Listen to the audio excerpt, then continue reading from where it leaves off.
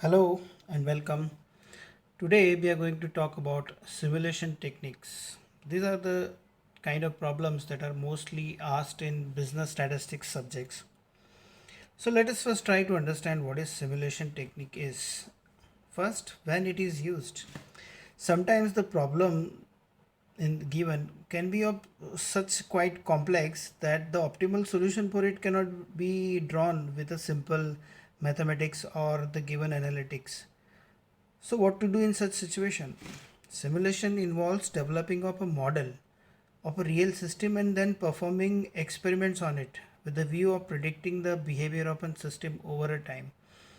So basically what we are going to do, we are going to describe whatever our problem is into a model, and then we are going to check whether that model works or not. So simulation is basically used when the problem is in complex in nature. The best example of simulations is nothing but a day-to-day life like Ola, Uber, Zomato. All these people are charging differently to different people. Let's say Ola, whenever you are traveling, same distance, but at a different time, they might be charging you differently. So this is nothing but simulation. All the video games that you play in your mobile phone, PUBG is again another kind of simulation. So simulation is basically a model which is converted based on the real time situation. But in mathematics, when we are talking about simulation, let us check what are the advantages is it has. Like it is used where the conventional qualitative techniques or analytical models unable to express, and it can be used to study the interactive effect of individual component. There are certain disadvantages, like it produces a different solution in repeat run, and developing a model could be a complicated thing. So in simulation, there are various simulation models are possible. Today we are going to see what is Monte Carlo simulation and how it is used. Let me brief you about Monte Carlo simulation. It is used to study a probabilistic simulation where the given process has a random or a chance component. It is mean that we are aware about the probability of a particular event to be happen. For example, if I'm tossing a coin, so the probability would be 0.5. Either it could be head or it could be tail. Likewise, there could be some incidences that are happening every day, and with a study we can find out the probability of or the chance of happening that particular event. This concept will be more clear when we will move to actual uh, problem.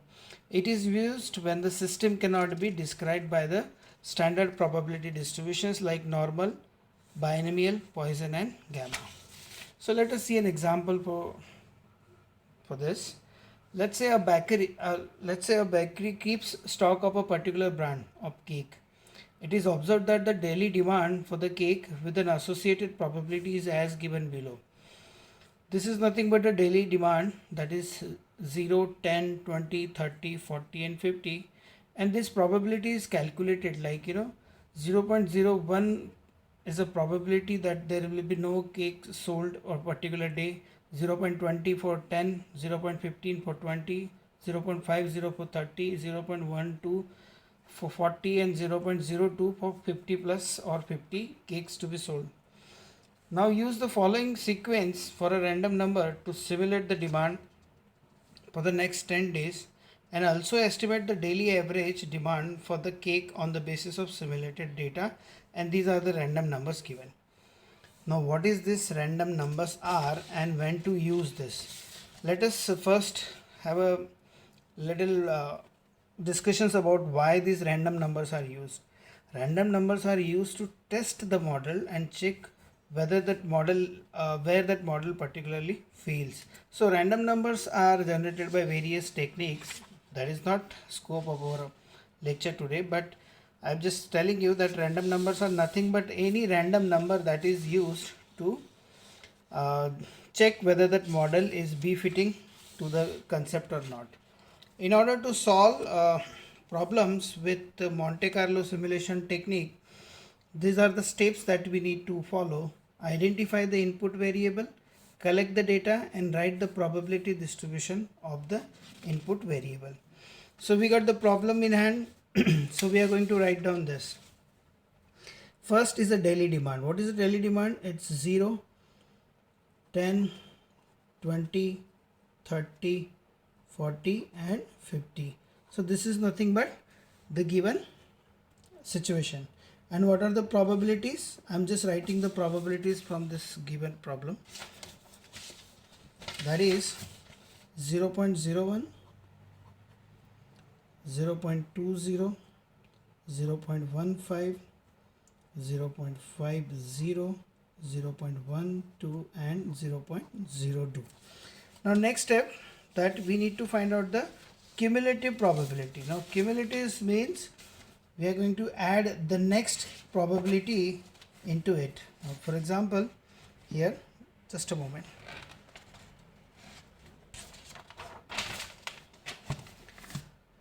Here the probability is 0.01. So I'm going to add the next probability into it. That means 0.01 plus 0.20. It will be 0.21 plus the next, that is 0.21 plus 0.15. That will be 0.36 plus next, going to add 0.36 into 0.50. That will be 0.86.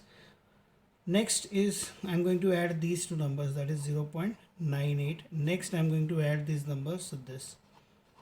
So this is nothing but a cumulative probability. What is the cross check? That cumulative probability, or for that matter any probability, will always equal to 1. So now next step is we need to generate the interval for random numbers. What is the step 2? Step 2 is to cumulative is done. Identify the random numbers interval and cumulative probability distribution. Now here we need to understand, or we need to be very careful whenever the probability is given into two digits. Whenever the probability is given into 2 digits, like in, that means 0.001 for 01 for that matter. So what we have to do, we have to take the interval from 00 to 99. When it is 3 digit, we need to take the interval, let's say 0.001. We need to take the interval from 000 to 999. Okay. So now the random number interval, that is 0. This is nothing but 0, 0. Random number interval for 21, that will be less to 1, that is it is 0, 1 to 20. See here, if it is 21, what we are doing, we are taking one number less. Generally we get 1 to 100 as a numbers, but the random number interval will be less or minus 1. So it will be from 00 to 99. Since we are considering 0 here, we are not considering 1 to 100, we are considering 00 to 99. So this is 21. What I am doing, I am converting this to 00 to 99, that is 01 to 20. Understand? So here what could be? It will be from 21 to 36 minus 1, that is 35. Then it will be from 36 to 86, so it will be 85. And from 85 to, it is what, 98, so it will be 97. And from 98 to, it will be 99.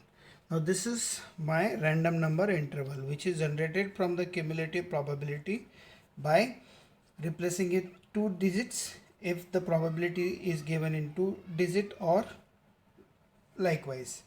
Next, what we have to do, we have to find the demand for the next 10 days.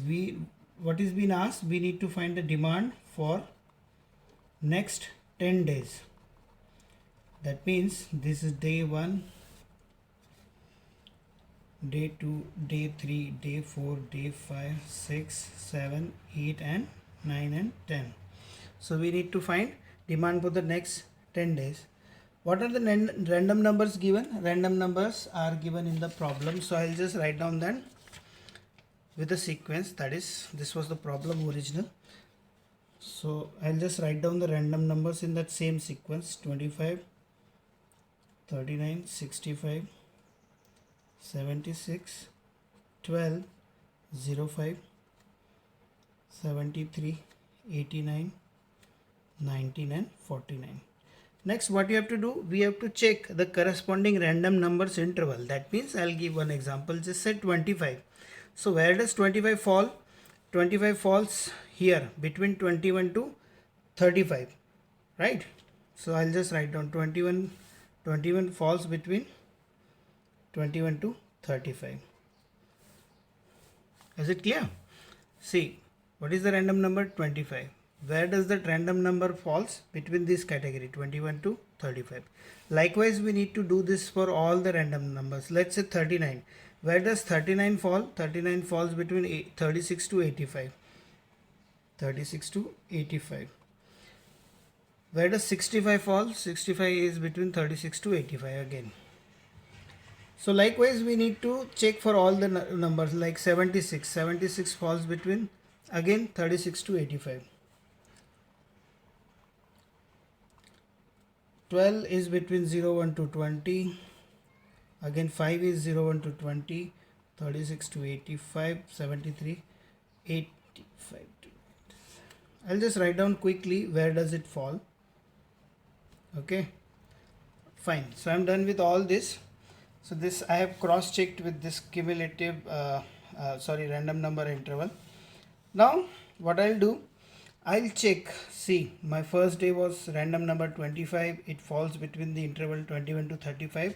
Now here I'm going to check the daily demand for this random number interval. The corresponding 21 to 35 is corresponds to 20 is a daily demand.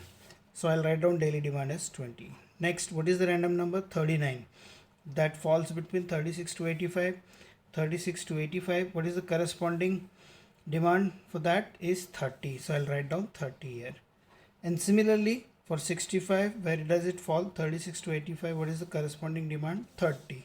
So I'll write down 30. Similarly, I'll do this for all the remaining elements. I'm just cross-checked it with the given table of random intervals, and this is what the daily demand. That's it. We got this daily demand. What we are going to do in order to find the average demand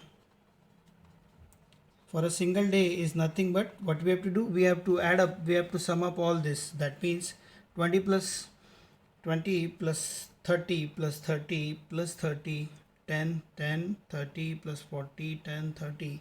So that is nothing but the summation of all this. This is nothing but 240, and this is divided by, that is summation of daily demand divided by n. So here n divided by n. N is nothing but 10 days. So this is nothing but 24. So here 24 units. So what is being asked in the question? There are two things that been asked. First is that use the following sequence of random numbers to simulate the demand for next 10 days. We did it. Also estimate the daily average demand for the cake on the basis of simulated data. So the daily demand for the cake based on all this simulation is 24. So that is what we need to do in examination also. It is one of the easiest problem to be solved. So thank you so much. See you in the next lecture. Please subscribe my channel and do like, share and comment if you like this video. Thank you so much.